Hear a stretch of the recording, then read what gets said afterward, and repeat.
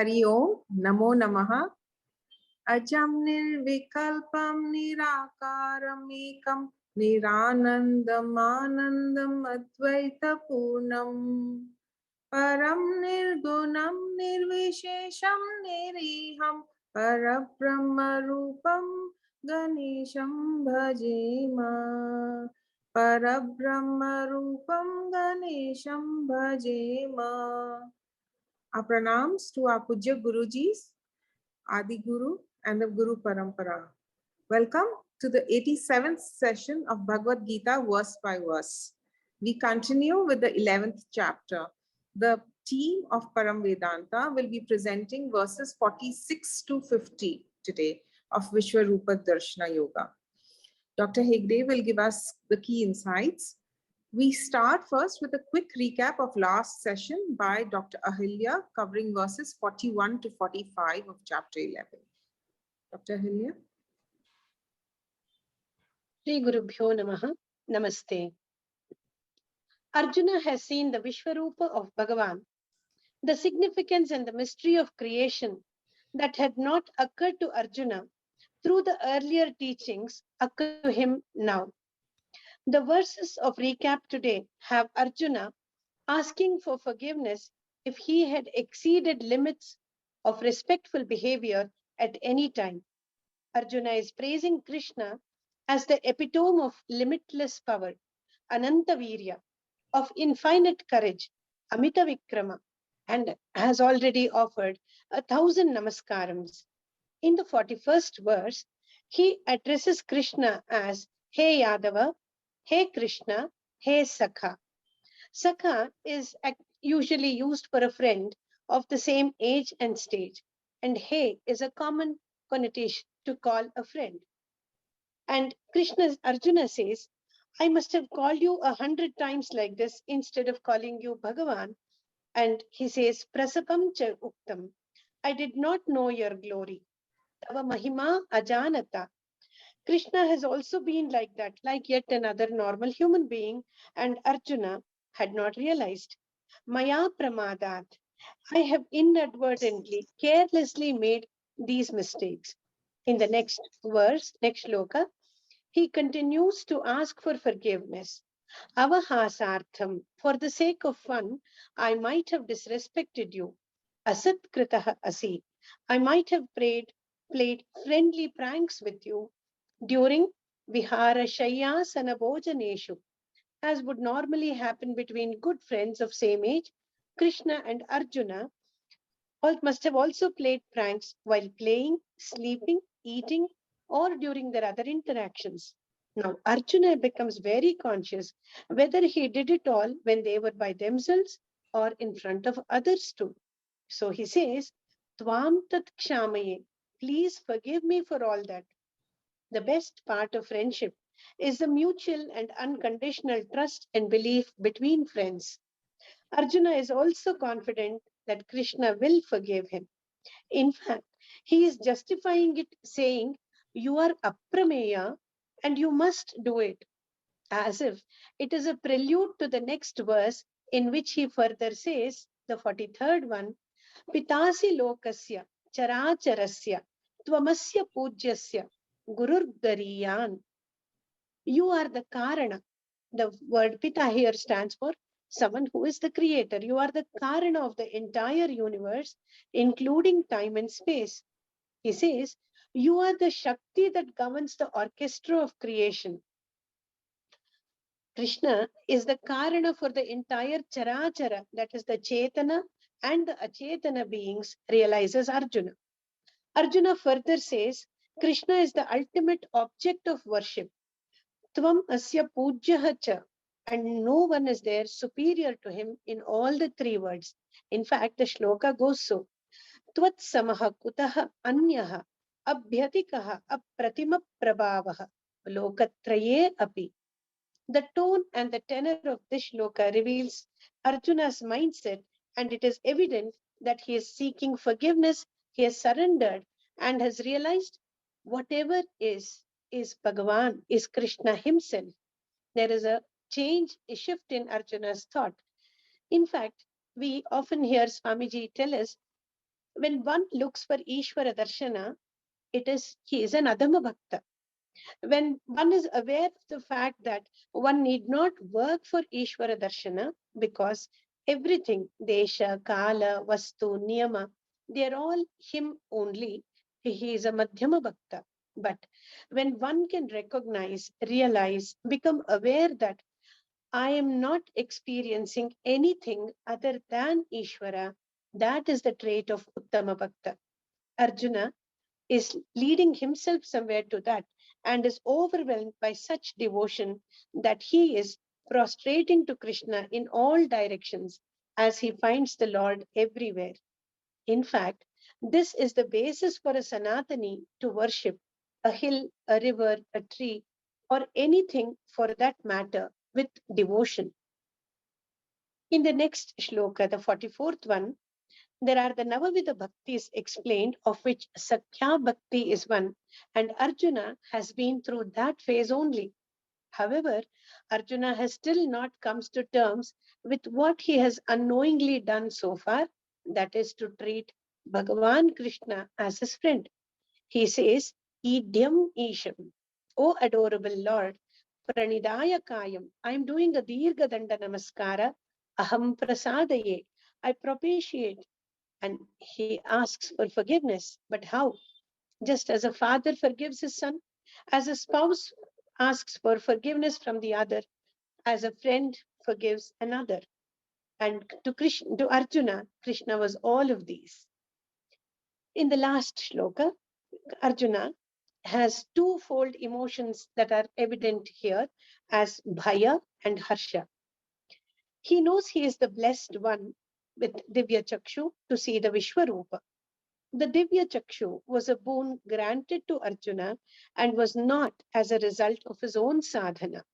Therefore, Arjuna found it scary just as much as Yashoda did when little Krishna showed her the universe. When Ahankara and Mamakara remain with Jiva Bhava, Vishvarupa appears scary. It is clear from the above verse that graduating to Aneka Rupa Ishvara is not an easy job. And therefore, Arjuna asks Jagannivasa, Jagadadhara, Sri Krishna, to assume the original form that he has always seen and known. What does Arjuna say further? We shall understand in the rest of the verses in today's class. Namaste, Hari Om. Thank you, Dr. Ahalya. That was a nice recap of all the verses that we studied in the last class. Sadashiva Samarambam Shankaracharya Madhyamam Asmadacharya Pariyantam Vande Guru Paramparam. Om. We continue our study of the 11th chapter, where we are training ourselves to see whatever we see in the world around us as God. The good that we see and the not so pleasant that we see, everything should be an expression and as a manifestation of the Lord. The Antima Shatkam of the Bhagavad Gita and the Upanishads see this in a little different way. The Upanishads refer to Bhagavan as Brahman. And how do we see Brahman in the creation? As the essence, the Sara, or the substance of all creation. This is how the Isha Vasya Upanishad begins. Isha Vasyam idam sarvam yat kinchit jagatyam jagat.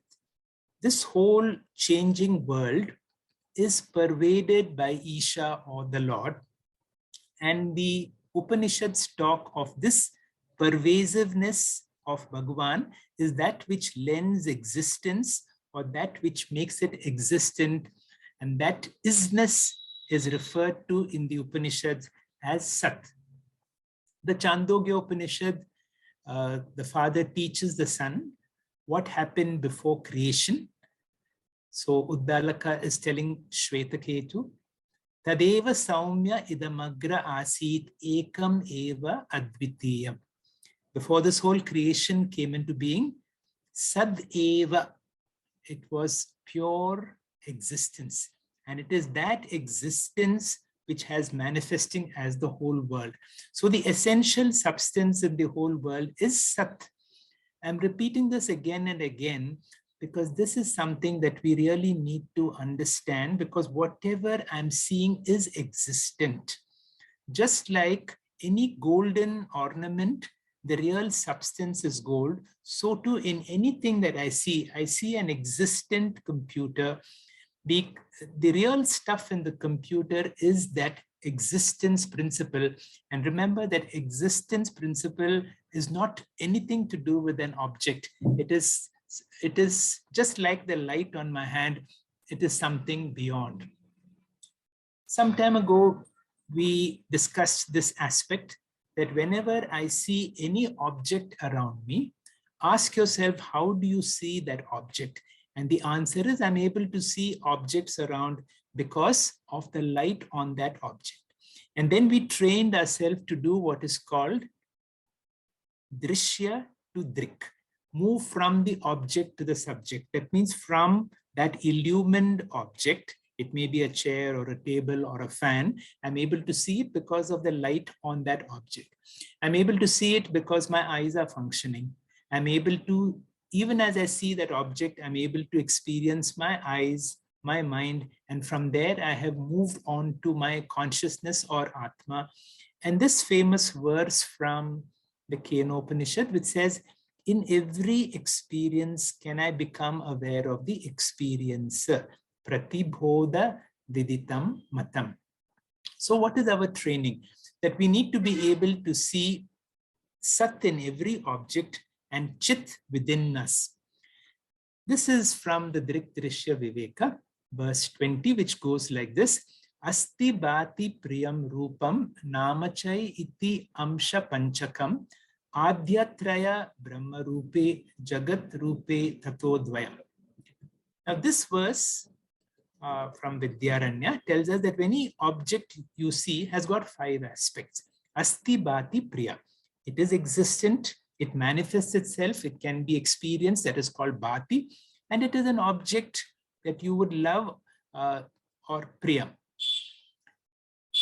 In addition, it has got a name and it has got a form. Adhyatraya, that means Asti Bhati Priyam, is Sat Chit Ananda, belongs to Brahma. Jagat Rupe Tvatodvayam. The name and form belong to the world.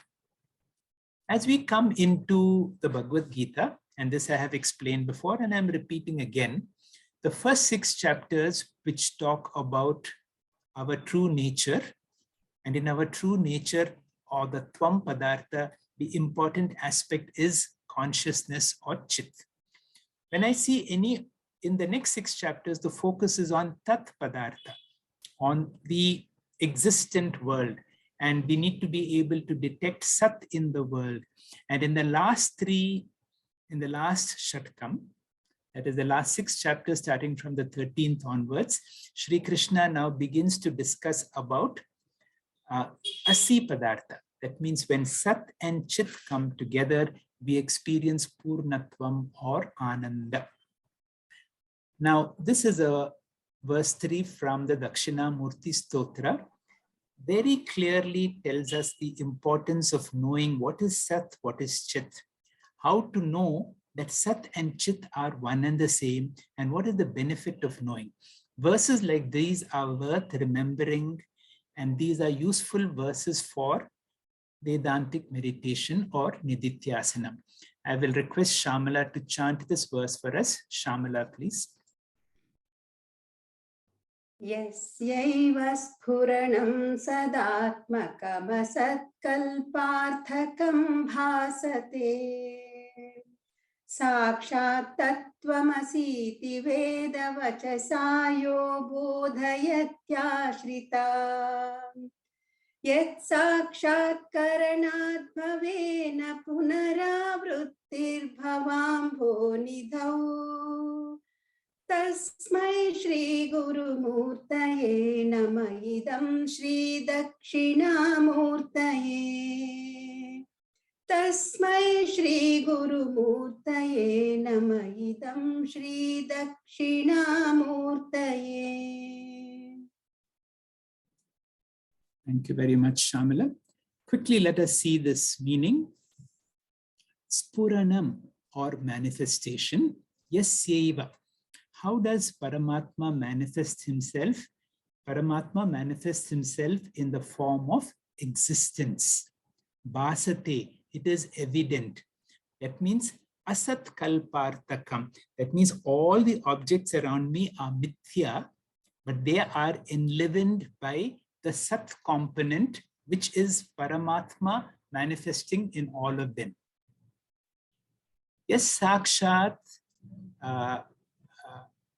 yaha bodhayati. That means the teacher, Sri Dakshinamurti, will teach students who surrender to him through the Veda Vachasa Tat Tvam Asi. That means when you surrender to the Acharya will tell you that the existence outside is none other than the consciousness within. And the teacher then makes a very bold declaration that Sat Chit, that we see, the Chit that manifests within me and the Sat that is evident outside is my true nature, and my true nature is Tat Tvam Asi. The teacher then continues to say, Yat Sakshat Karana Na Bhave Punaravritti Bhava Ambho Nido. That means, if you are able to understand this Mahavakya Tattvamasi, once this is very clearly understood and applied in your life, there is no question of samsara. There is no question of rebirth. There is no question of punarapi jananam, punarapi maranam. Why is that so? Why? Because Sat and Chit are not apart from each other. As Bhagavan Ramana has said in the Upadesha Sara, Sattvabhasika Chit Kvave Itara Sattayahi Chit Chittayahi Aham. My true nature is Sat and Chit. And the consciousness is predominant here and the existence is manifest outside. One of the great contributions that Swami Paramarthananda Ji has given all of us is a very clear understanding of what is this consciousness. This consciousness that because of which I'm able to speak, because of which you're able to listen, is not a part, not a product, not a property of the body. Just like light is not a part, product, or property of my hand. Light is an independent substance which pervades my hand and makes my hand visible. So too consciousness is an independent entity which makes my hand enlivened, which enlivens my hand. It is not limited to the boundaries of my hand. It is all pervading.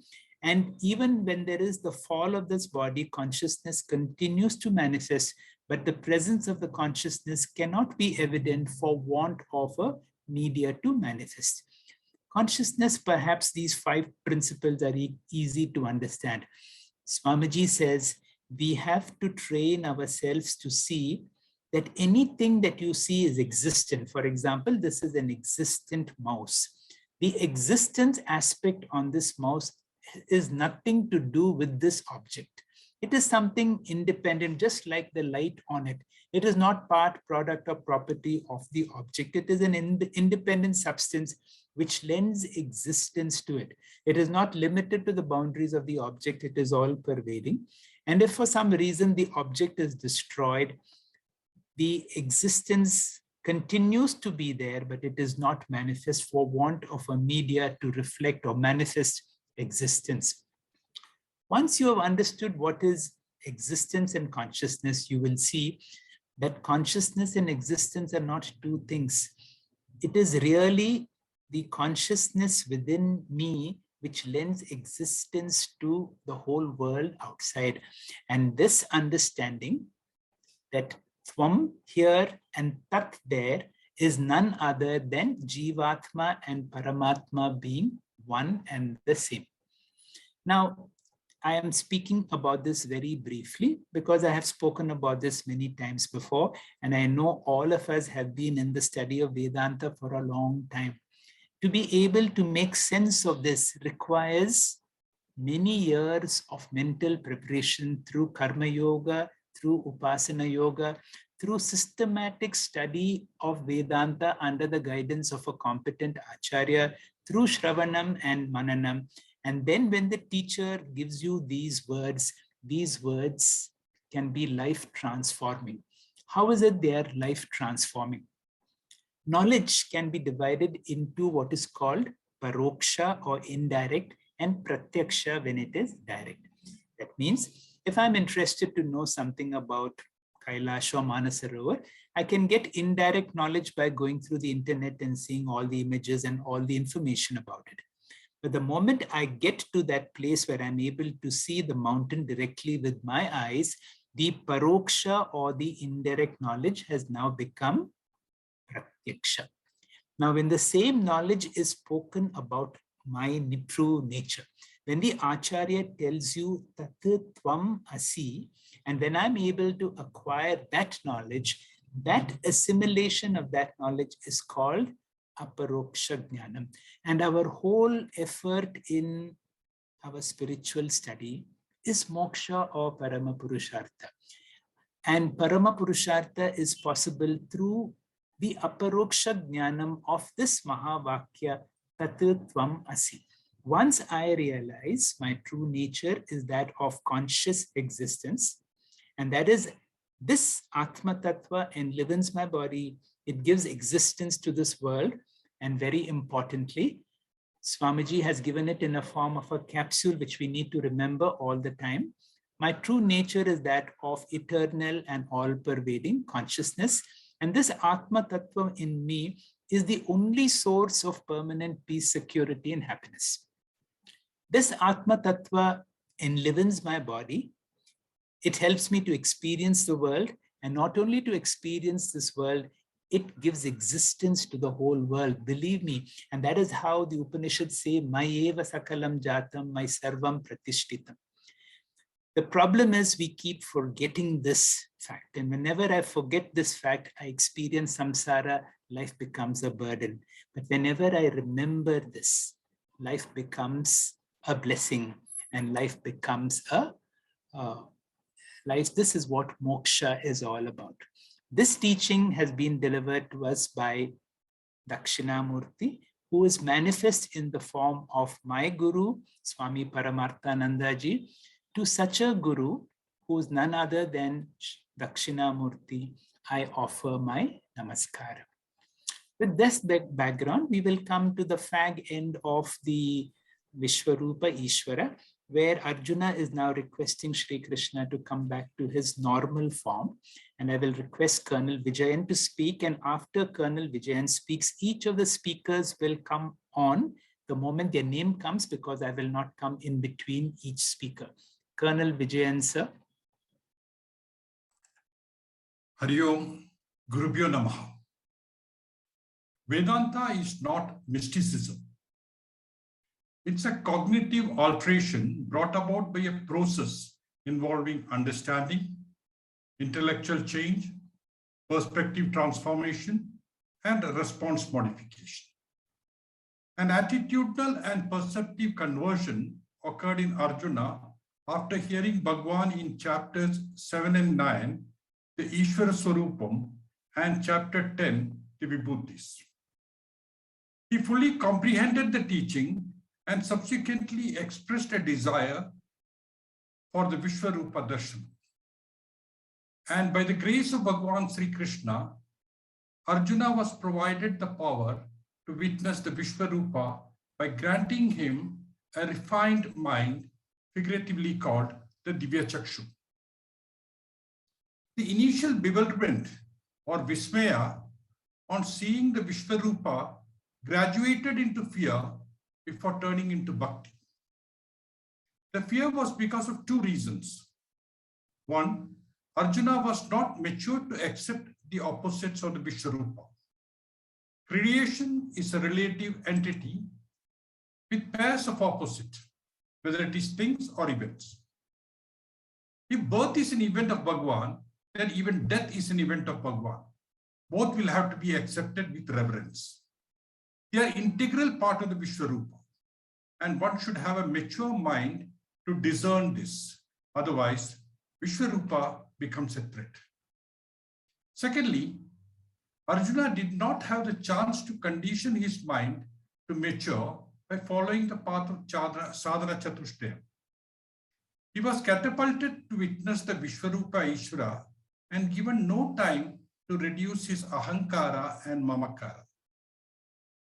Swamiji says that until we can get the maturity to accept the Vishvarupa Ishvara, it is best to be an Ekarupa Bhakta. Let the Ekarupa be one's Ishtadevata. The Ishtadevata Bhakti can help relieve pain and fear. Next slide, please. The Ishtadevata Bhakta can help relieve pain and fear. In Shankaracharya's Shivasotram, the Ishtadevata Bhakta requests Lord Shiva to be there along with Parvati when he is close to death. It says, Ati Bhishana Katubhashana Yama Kinkara Patale Kritatadana Paripidana Maranagama Samaye Umasaha Mama Chetasi Yamashasana Divasan Shiva Shankara Harme Haraduratam. And when one progresses to the Vishvarupa Bhakti, the Ekarupa Bhakti will continue.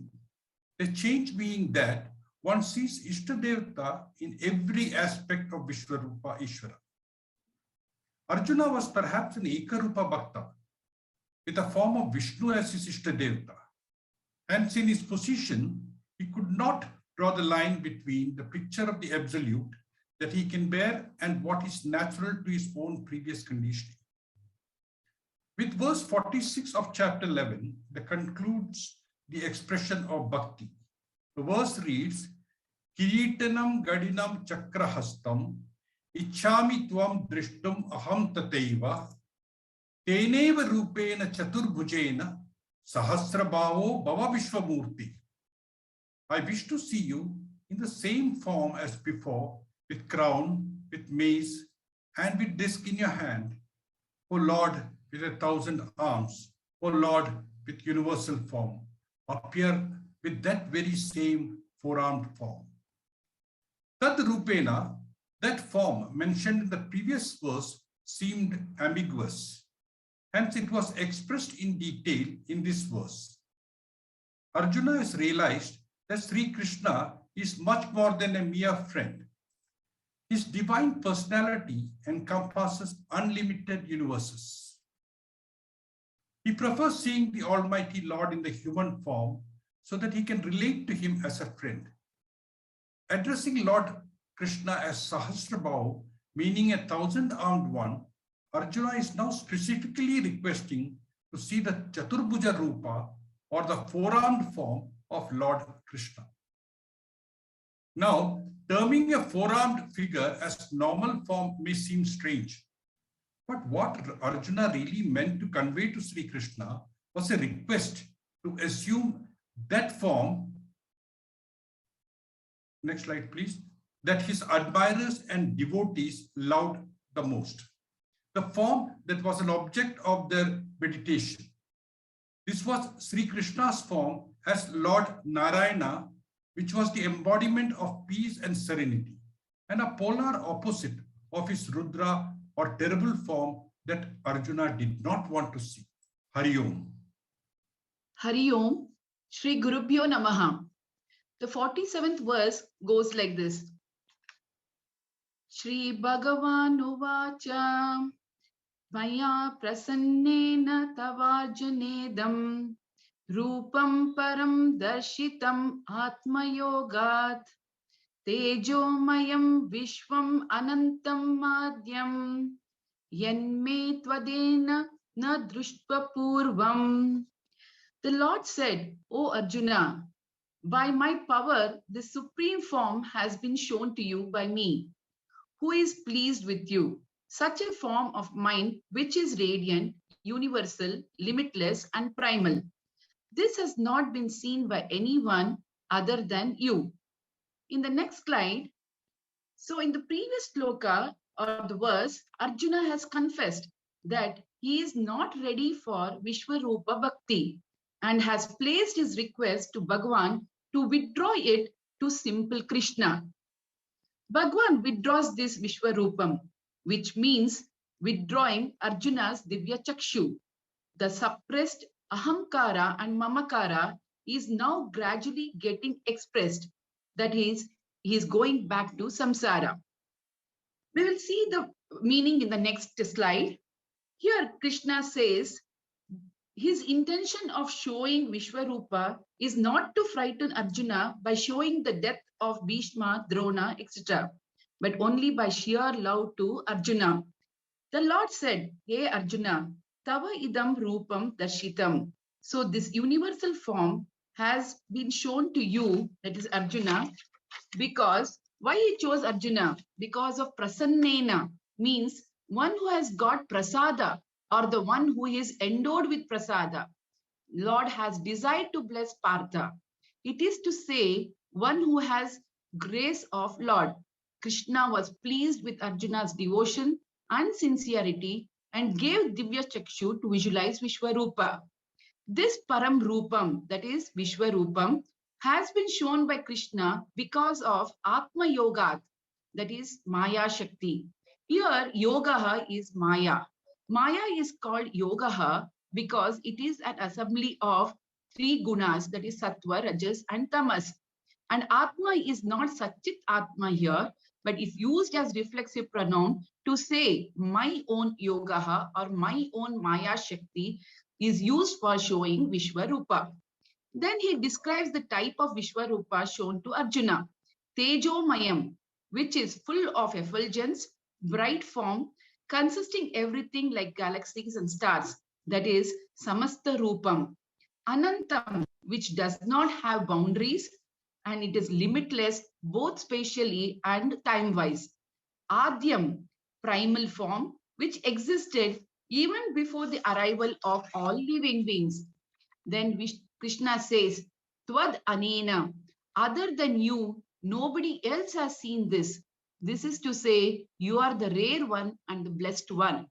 Next slide. To conclude, if we have devotion, bhakti, towards, that is anusuye, and also non-critical attitude towards Lord, he will grace us, that is, he gives us prasada, prasannena, with Vishvarupa darshana, through which we can develop reverential attitude of acceptance to every event in the creation. This Vishvarupa Bhakti, which has already been told in the previous speakers, becomes a stepping stone for Arupa Bhakti. Thank you. Hari Om, Shri Gurubhyo Namaha. Na Veda Yagnadhyayanairna Danaihi, Na Chakriyabhirna Tapobhirugraihi, Evam Rupam Shakya Aham Nraloke, Drashtum Twadanyena Kuru Pravira. This verse says, neither by the study of the Vedas and yajnas, nor by charity, nor by rituals, nor by severe austerities can I be seen in this form in the world of mortals by anyone other than you, O Arjuna. Continuing with the idea in the previous verse, here Lord Krishna wants to point out that Arjuna could see his Vishvarupa only due to his complete surrender and bhakti and nothing else. Therefore, he downplays all the other sadhanas. In the next slide, we understand more about this technique. This often used writing technique in our scriptures is called Nahi Ninda Nyayaha, where one sadhana is glorified by reducing the importance of the others. However, the message for us to take home is not in the sadhanas criticized, but in the sadhana glorified for that context. For example, in the Shikshavali of the Taittiriya Upanishad, Swadhyayana, or study of the scriptures, is showcased as the best sadhana. In the Mundaka Upanishad, Satyameva Jayate is pronounced, extolling Satyam as the only sadhana to be followed. Even in the Bhagavad Gita itself, Lord Krishna emphasizes different sadhanas in different chapters. Therefore, our focus should be on the sadhana highlighted and not on diminishing the value of the others. In this verse, though bhakti is not explicitly mentioned, its importance is implied by the sadhanas negated. In the next slide, we see which sadhanas are mentioned in this verse. Veda Adhyayana, learning how to chant the Vedas. Yajna Adhyayana, learning how to perform yajnas and rituals. Dana, charity. Kriya, all our worldly activities. Tapaha, penance or austerities. Ugraihi tapaihi, even very severe forms of tapas. None of these sadhanas would have resulted in Krishna revealing his Vishvarupa in this world of humans, Nriloke. However, Tvadanyena, to anyone other than you, O Kuru Pravira, O hero of the Kurus. We all know that these sadhanas, Vedadhyayana, performing yajnas, dana, and tapas, are excellent spiritual practices to pursue. All of them lead to purification of our mind, essential for spiritual progress. Yet, in the context of Vishvarupa Darshana, Krishna makes it amply clear that it is only Arjuna's complete bhakti which made the revelation possible. In the next slide, Pujya Swami Paramarthanandaji reminds us that even in bhakti, there are different types, as mentioned by Krishna in the 7th chapter. In Artha Bhakti, a devotee is in crisis and prays to the Lord only for resolution of that crisis. In Artharthi Bhakti, the devotee plays only for worldly gains. Both these bhaktas are not interested in Vishvarupa Darshanam and will not be blessed with it. However, in Jignasu Bhakti alone, a devotee is purely intent on seeing his Ishtadevata and hence prays for Ekarupa Ishwara Darshanam. Only such selfless bhakti to just see one's Lord everywhere can eventually bless the devotee with the Divya Chakshu required for Vishvarupa Darshanam. The devotee can now see his Ishtadevata in everything he sees in this world. This is the quality of Arjuna that Krishna is glorifying in this verse. Thank you. Hari Om. Om Gurubhyo Nama. Jai Gurudev. Chapter 11, Vishwarup Darshan Yoga, verse 49. Krishna is taking us along and talking about Ishwara Swarupam from Ekarupa and Vishvarupa in 7 to 10 chapter. God is nothing but Ishwara Jagat Karanam, that is cause of universes. What cause? Two types of causes. One is intelligent and other is material, and is known as Abhinna Nimitta Upadana Karana. Example is when we see ornament, we see gold, obviously. And when we see furniture, we see wood in it. We don't doubt. So Karanam and Karyam, material, are the same. So Ishvara and world can never be different. From verse 35 to 45, Arjuna expresses his appreciation of Vishvarupa and surrenders at the feet of Lord. Even though Arjuna is happy to have Vishvarupa darshan because of special blessing, Divya Chakshu, but not mature enough to look at his whole creation as a Lord only. Whatever we look at it, not the creation which consists of pairs of opposite, which we should accept equally and reverential attitude. Pairs of opposite with regard to the every event and all events in creation, like example, birth and death, health and sickness, peace and war. We should have very, very rarefied mind, which sees everything in totality, and therefore immature mind, Vishvarupa, can be threat, same as Arjuna is feeling right now. Next slide, sir. Now, verse Mati Vyatha Macha Vimudha Bhava Drushtava Rupa Goramidam Mamed Vyapatevi Pritamana Punaswam Tadeva Me Rupamidam Prapashya. Next slide, sir. Drishtva, seeing what? Idam ghoram rupam, such a frightening form. Whose is that? Mama, mine, that is Krishna's. Mate vyatha ma. Vyatha means here, not worrying, but fear. So Krishna says, don't fear. Cha vimuda bhava. No, not even to get delusion. Then what? You come prita mana, with a pleasant mind, and vyapatavya, dropping your fear. What you do with that? See me, tvam prapasya. Punaha, again. Why he says again? Idam tad eva rupam, that very same form which is earlier, of whom mine. Next slide. So here Krishna says, Arjuna, if you are not ready for Vishvarupa darshana, it is okay. I do not want to impose that upon you. You just be very calm. This is the most unique aspect of our Vedic teaching. We never impose anything upon a seeker. There are many people who are either not understood moksha or frightened of moksha, and because moksha is defined as Advaitam. Advaitam means staying alone, and they don't like to stay alone. So therefore, remember, appreciating the value of moksha itself requires a tremendous maturity. And therefore, Veda says, if you do not feel or appreciate the value of moksha, need not worry. No need to work for moksha. You work for artha and kama, and that itself will fulfill your desires. Next slide. Ask for artha kama, but only on one condition. What is that condition? To follow dharma all the time. And whatever you get legitimately, take it as a Bhagwan's gift, prasada. That is the only sadhana we need to do. No need to follow Upanishad or Radi. Follow only karma kanda and follow only karma yoga, by which we mean fulfill your desires legitimately and take whatever you get as a prasada. Start there and it will lead you to moksha.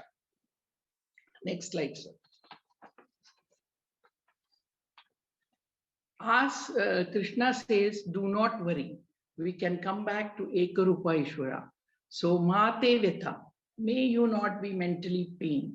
May you not pain looking at my mouth, which crushing all the people, blood and very, very terrible, the crushing me. Cha Vimuda Bhava, may you not have any mental confusion. Also, here Vimuda Bhava means tabdata, mentally being overpowered, immobilization. Here our Swami Paramarthananda gives example, if a wild elephant comes who is not manned by anybody, not even Mahout, the mind gets stunned, imagine, and then it is not able to think or do anything. That stultified condition, immobilized kind of the mind is Vimuda Bhava. Next slide, sir. Drishyam, Rupam, by seeing my Rupam, and what type of Rupam? Gor Idrak Rupam, which is Goram and frightening. May idam tadam Rupam prasya. Now you may see my good old ordinary Krishna form. Tad eva Rupam, Krishna Rupam, Eka Rupam. May you see Puna once again. Vyapata bhya, without any fear, without any tension. Vyapata bhava, rahita. Pritimana, have your mind pleasant, relaxed, and mind stress-free mind. May you again see Ekarupam, which again is used as a word, 10th chapter. Sadaram Maduram, Sadaram Maduram. Harium. Sri Gurubhyo Namaha. The verse goes like this. Sanjay Uvacha Ityarjunam Vasudevastatoktva Swakam Rupa Darshaya Masa Bhuyaha Ashraya Masa Cha Vitamenam Bhuktva Punah Somya Vapur Mahatma. Well, the gist of this is Sanjaya said to Dhritarashtra, the supreme personality of Godhead, Sri Krishna, while addressing Arjuna, comes out in the form of four-armed Bhagavan. Eventually, Krishna comes in two-armed form to console Arjuna, who is so very fearful. Well, now the extrapolation of this sloka is Sri Krishna hid the vision of the Ghora Vishvarupa, or the cosmic form.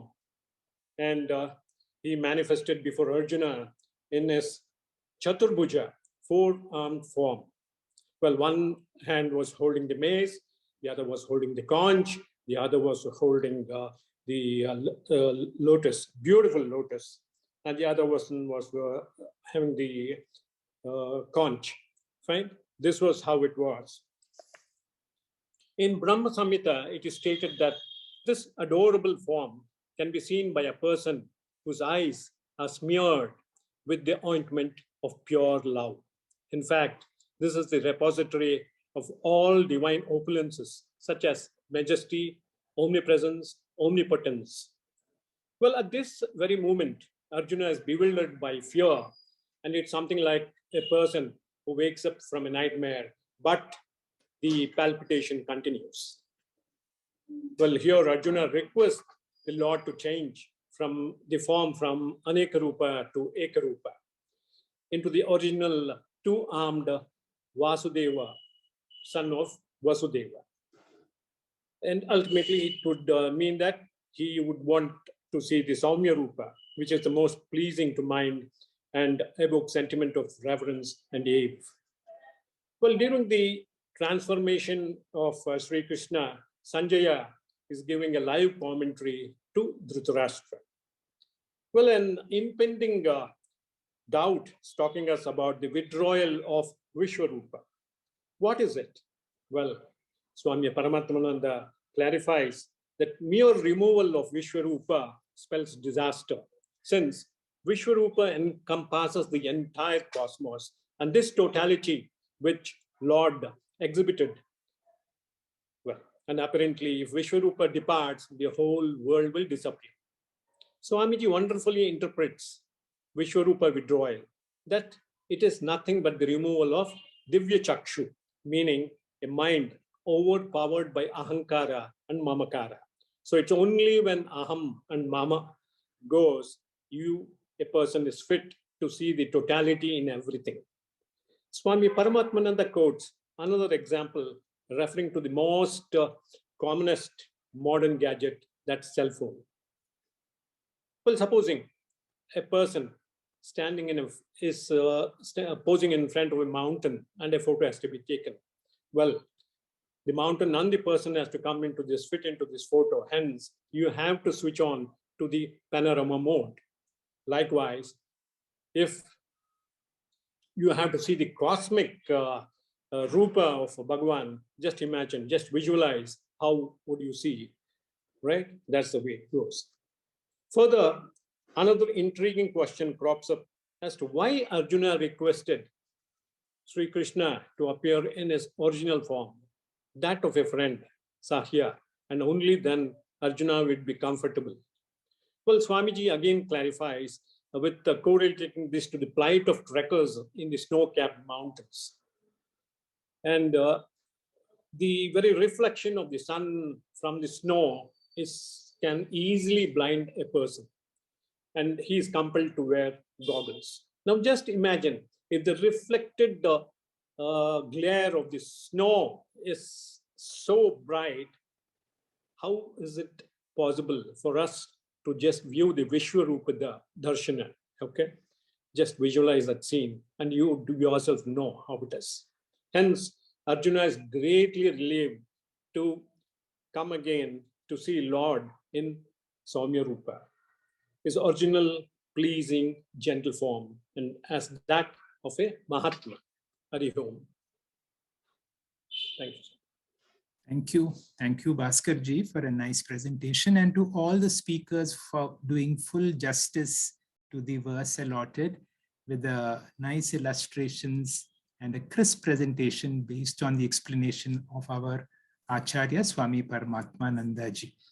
In our next class, we do the concluding 5 verses of this great chapter, which has opened tremendous insights within all of us to be able to experience the whole world as God and to be able to develop a sense of devotion. You will see each chapter of the Bhagavad Gita as it concludes will prepare us for the next class. And the whole preparation in the last few verses is to bring in bhakti in our hearts. And this will come out in our next class, particularly in the last class, which will prepare us for the next chapter, that is the 12th chapter on Bhakti Yoga. We will conclude today's class by the chanting of the verses that we studied today by young Prajna. Prajna, please. Yes, sir. Om Shri Gurubhyo Namaha. Hari Om. Ma Kiritinam Gadinam Chakrahastam Ichchami Tvam Drashtumaham Tateva Tenaiva Rupena Chaturbhujena Sahasrabaho Bhava Vishwamurte Maya Prasannena Tavarjunedam Rupam Param Darshitamatmayogat Tejomayam Vishwamanantamadyam Yanme Tvadanyena Drishtapurvam न वेदयज्ञाध्ययनेन दानैः न च क्रियाभिर्न तपोभिरुग्रैः एवं रूपशक्य अहं नृलोके द्रष्टुं त्वदन्येन कुरु प्रवीरा मा ते व्यथा मा च विमूढभावा दृष्ट्वा रूपं घोरमीदृन्ममेदम् व्यपेतभिः प्रीतमनाः पुनस्त्वं तदेव मे रूपमिदं प्रपश्य सञ्जय उवाच इत्यर्जुनं वासुदेवस्ततोक्त्वा स्वकं रूपं दर्शयामास भूयः आश्वासयामास च भीतमेनं भूत्वा पुनः सौम्य वपुर्महात्मा हरि ओम् श्री गुरुभ्यो नमः हरि ओम् धन्यवादः. Thank you, Pragna, for the chanting in your sweet voice. Our sincere gratitude to all the speakers of Team Param Vedanta, and thank you, dear listeners. Our next session is on Monday, 14th March at 6:45 p.m. Indian Standard Time. Om Purnamada Purnamidam Purnat Purnamudachyate Purnasya Purnamadaya Purnamevavashishyate. Om Shanti Shanti Shanti Hari Om. Dhanyavad.